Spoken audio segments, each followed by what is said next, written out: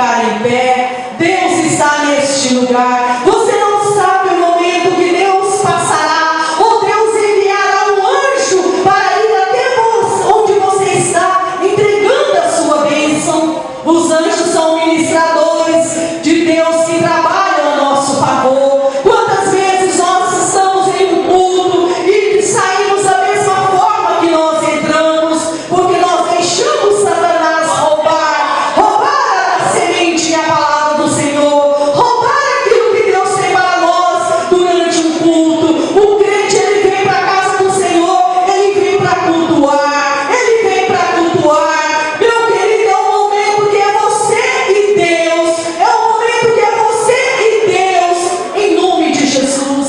Tenha reverência na casa do Senhor, tenha amor à palavra de Deus, porque essa palavra é incorruptível. A Bíblia diz que tudo passará, somente a palavra de Deus permanece para a eternidade. Aleluia, aleluia, Deus é bom. Provérbios 14:12 diz assim a palavra de Deus: há caminho que ao homem parece direito, mas o fim dele conduz à morte. Vamos ver todos juntos, independente da sua tradução? Há caminho que ao homem parece direito, mas o seu fim é caminhos de morte. Podemos assentar em nome de Jesus. A nossa vida, meu querido, aqui neste mundo, ela é feita de escolhas, decisões que nós tomamos durante o nosso trajeto. E as escolhas que nós fazemos, a decisão que nós tomamos, ela vai determinar o nosso amanhã. Ela vai determinar o nosso futuro. Certa vez Deus, diante do seu povo em Israel, ele diz o seguinte: olha, eu coloco diante de vocês a vida e o bem, a morte e o mal, porque Deus trabalha com livre arbítrio. Você pode determinar e escolher o que você quer para a sua vida, mas toda escolha, toda decisão, existe uma consequência. Por isso que Deus diz para o povo de Israel: está diante de vocês a vida e o bem, a morte e o mal. E Deus é tão amoroso, Deus é tão bom, que Ele diz para aquele povo, eu dou uma sugestão para que eles escolhessem a vida e o bem, para que eles pudessem viver, não somente eles, mas toda a descendência deles. E é o que Deus diz para você nessa noite, é o que Deus fala com vocês, adolescentes e jovens, nessa noite. Há caminho ao homem que parece direito, e você olha para este caminho, tudo está dando certo. Você olha, não tem nada que você condenar, que você acusar. Você olha, este caminho é um caminho bom, mas a Bíblia diz assim: este caminho, o fim dele é morte. Interessante que literalmente esse versículo no hebraico, ele diz o seguinte: é uma vereda reta, mas falsa. É um caminho que você olha e diz assim: não há nada errado eu trilhar por este caminho. É um caminho bom, é um caminho que eu estou vendo que dá tudo certo, é um caminho em que eu serei bem sucedido, é um caminho que vai me levar ao sucesso, vai me levar à fama, vai me levar a grandes realizações. Portanto, eu vou trilhar por este caminho. E a Bíblia diz: o seu fim é caminho de morte. E você pode perguntar assim: pastora, mas como é que eu vou saber se esse caminho é certo ou não? Se este caminho vai conduzir à vida ou não? Meu querido, nós que somos crentes em Cristo Jesus, tem crentes aqui nessa noite? Aleluia! A Bíblia diz que nós que somos crentes em Cristo, nós temos o Espírito Santo habitando em nós.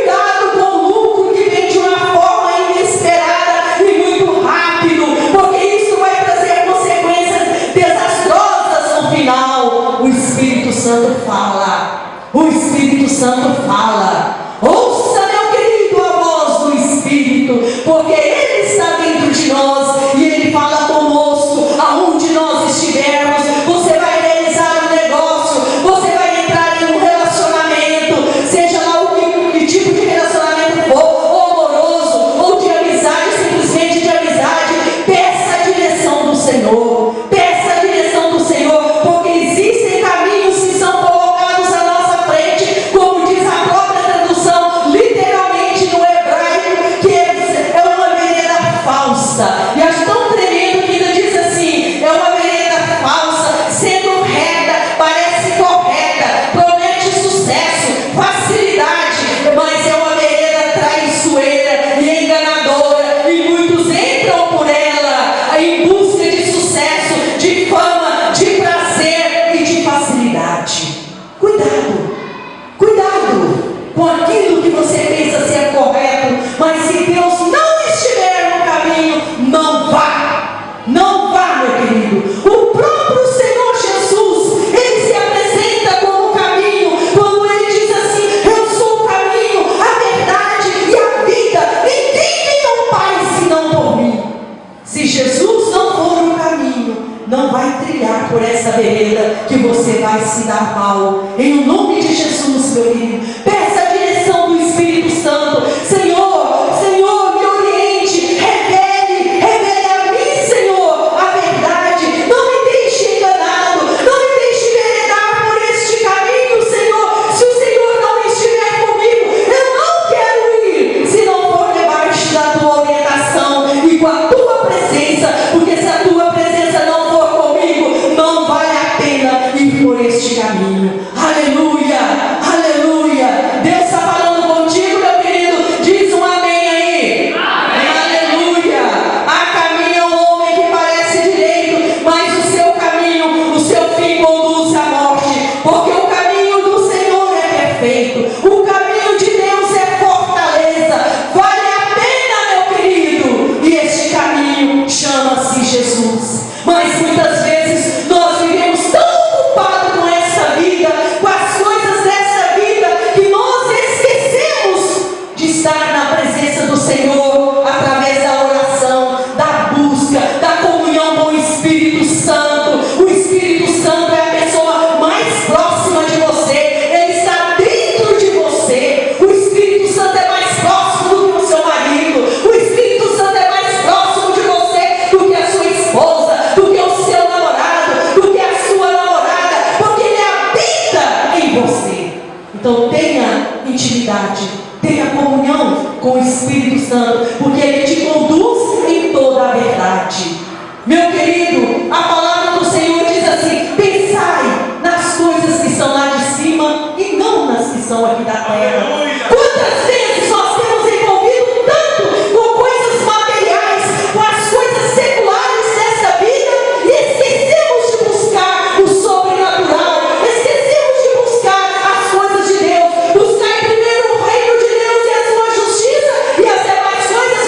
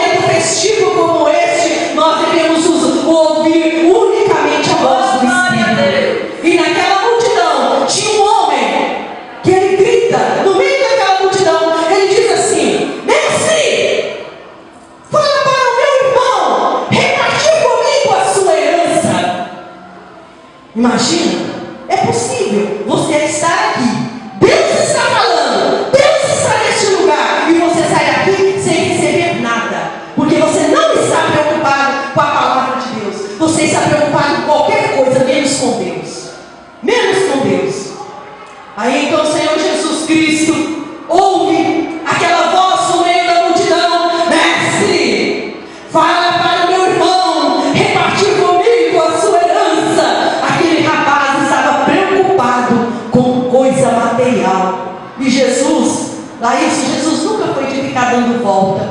Eu gosto muito de Jesus, porque sempre Ele vai direto à necessidade da pessoa. Jesus não passa a mão na cabeça de ninguém, porque Jesus não tem tempo para perder, porque Jesus tem pressa em te abençoar, Jesus tem pressa em te curar, Jesus tem pressa em te prosperar. Portanto, o crente que fica fazendo de vítima na presença do Senhor, isso não funciona. A Bíblia diz que o Senhor nos deu um espírito de ousadia, de coragem, de fortaleza. Aí o Senhor Jesus, quando escuta aquele pedido de socorro daquele homem, Jesus começa a falar uma parábola. Jesus começa a contar uma história, porque através de cada parábola que Jesus entregava, existe uma verdade espiritual. E Jesus gostava muito de falar, de ensinar através de parábola. Sabe por quê? Nós temos mais facilidade para guardar uma historinha do que você ler. Quem está estudando sabe disso. A dificuldade para estudar e guardar qualquer trecho, né? Nós temos essa dificuldade. Mas se alguém te conta uma história, você grava melhor. É ou não é? Aí Jesus começou a falar para aquele homem, e toda a multidão ali estava ouvindo. Jesus disse assim: olha, havia um certo homem, um homem rico, e todo ano ele plantava, e a sua lavoura produzia muitos frutos.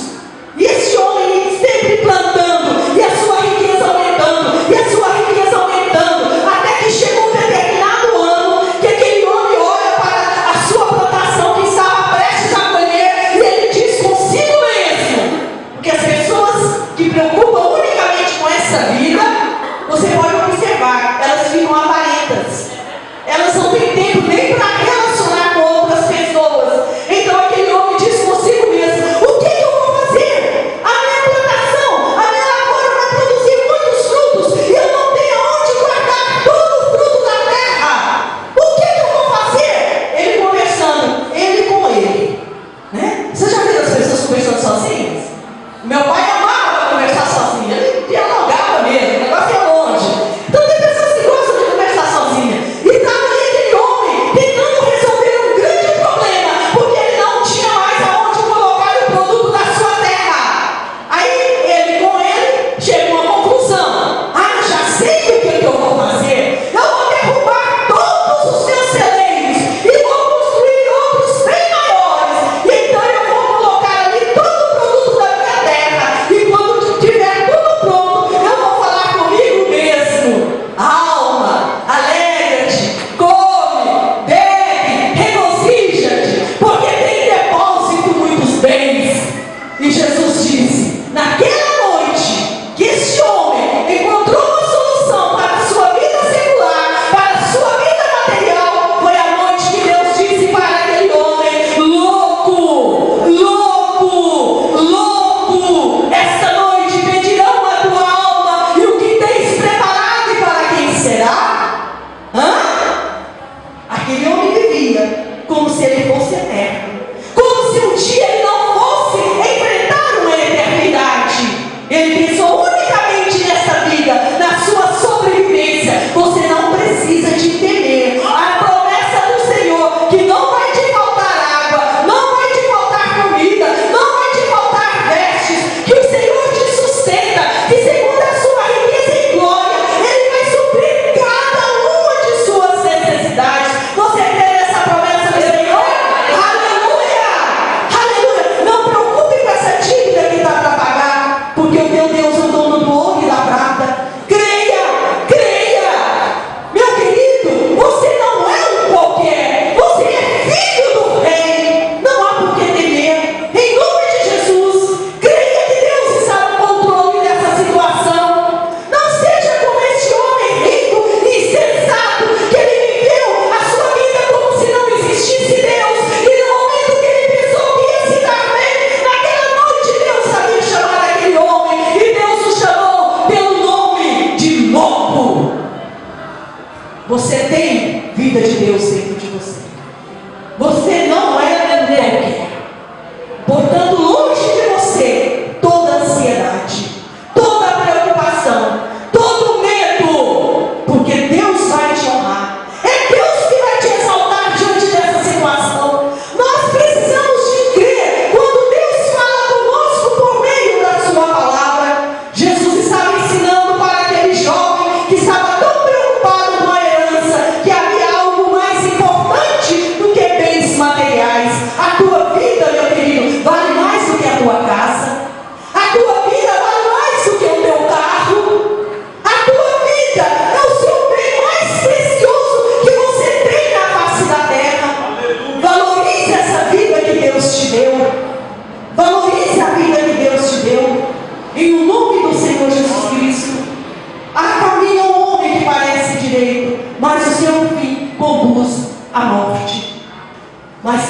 possamos nesta noite escolher o caminho que conduz à vida, o caminho que conduz ao bem. E esse caminho é Jesus Cristo.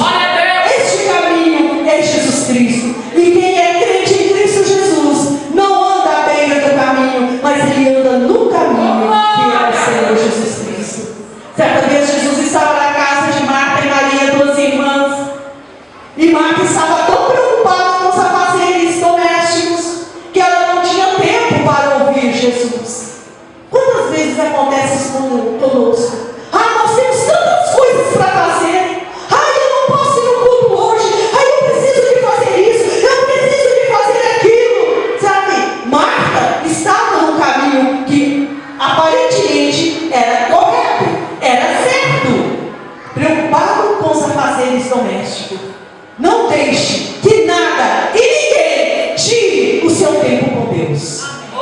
Tenha vida com Deus, como o obreiro Luiz Carlos falou, muito bem falado. Nós temos vida de Deus, e se eu tenho vida de Deus, eu preciso ter vida com Deus. Glória a Deus. Vocês concordam comigo?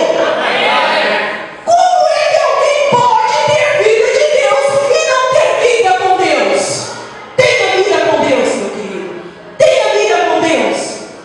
E Marta ali corre para lá e corre para cá. Já viu esse tipo de crente que eles têm tempo para tudo, menos para ir para o culto de oração. Eles não têm tempo para ir para o culto domingo à noite. Eles não têm tempo para ir para uma escola bíblica aprender a palavra de Deus. Eles não têm tempo para ir para um culto de quarta-feira, porque eles estão tão ocupados. Não tem tempo para o evangelismo. Eles não têm tempo nem para ler a palavra, fazer um devocional, fechar a porta do seu quarto e abrir o seu coração para Deus. Eles não alimentam da palavra, porque um corre, eu preciso de vender, eu preciso de fazer, eu preciso de ter, eu preciso de ser. Meu querido, em nome de Jesus, em nome de Jesus, tenha vida com Deus. Glória a Deus. Tenha vida com Deus. Deus te ama. Deus te ama. Ninguém nessa terra deu prova do amor para com a sua vida maior do que o que Deus deu. Deus te amou. Deus te amou. Em nome do Senhor Jesus Cristo. E Marta corria para lá, Marta corria para cá. Eram tantas coisas a serem feitas. E o que Maria fez? Maria se jogou aos pés de Jesus. Ela se jogou aos pés de Jesus. E ali Jesus estava falando, porque o teu Deus fala.